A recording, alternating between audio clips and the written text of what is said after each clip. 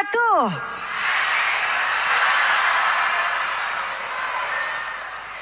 Malaysia, takbir. Allahu Akbar. Takbir. Allahu Akbar. Takbir. Allahu Akbar. Pertama kali saya menjejakkan kaki di Bumi Gaza adalah pada tahun 2012. Itulah kali pertama saya melihat Bumi Gaza. Dan dia Gaza sejak daripada dulu tidak pernah berehat. Sehingga kami berkata kepada mereka, kamu tak penat ke? Lalu mereka menjawab, dunia adalah tempat untuk berpenat. Kerana akhirat adalah tempat untuk berehat.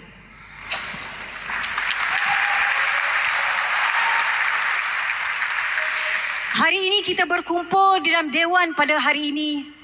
Kita bercakap tentang isu peduli ummah. Dan saya dan kami semua cukup berbangga.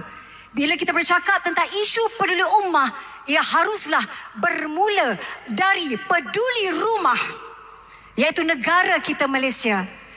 Terima kasih kepada Yang Amat Berhormat Datuk Seri Anwar dan juga Malaysia kerana bersama-sama mengangkat berkenaan dengan isu Palestin.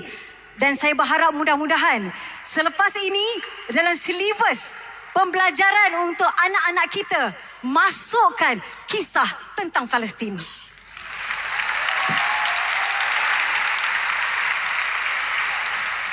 InsyaAllah suatu hari nanti apabila kita direzekikan untuk pergi ke Bumi Gaza, kalian semua akan mendengar perkataan pertama yang akan diungkapkan oleh rakyat Gaza bila melihat kita sebagai tetamu. Apa kata mereka? Selamat datang ke tanah kamu sendiri. Selamat datang ke tempat kamu sendiri.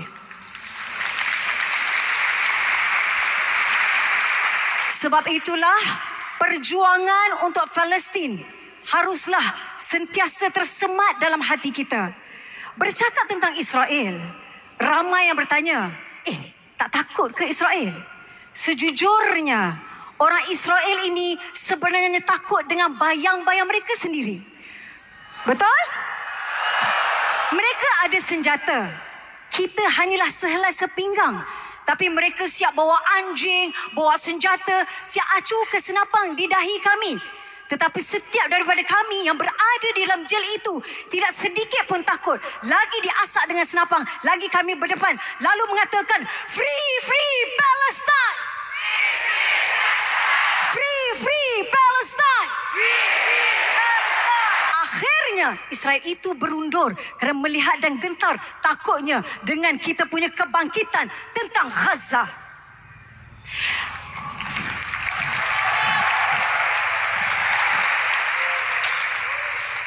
Tuan-tuan, puan-puan, perjuangan kita ini tidak akan selesai sehinggalah Palestin bebas. Sedikit perkongsian secara ringkas. Saya cuba mempertahankan apabila berada bersama dengan rejim Zionis, mereka tidak membenarkan untuk kita pakai stokin. Hijab tu cerita lain sebab cerita saya dengan Hazani Helmi berbeza sedikit. Stokin tidak dibenarkan pakai. Allah ilhamkan kerana orang Gaza pernah berkata, keterdesakan punca kreativiti. Jadi bagaimana kita nak balok kaki kami? Kami pakai penutup mata yang mereka ikat dan tangan kami di belakang. Saya balut kaki menggunakan penutup mata dan orang Israel tanya, ini apa? Saya jawab, saya nak solat. Tak boleh, keluarkan. Ini adalah untuk agama saya.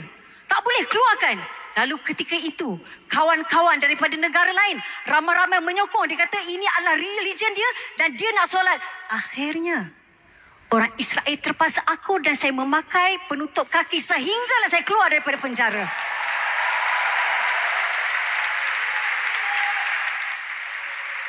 Saya tutup satu kisah.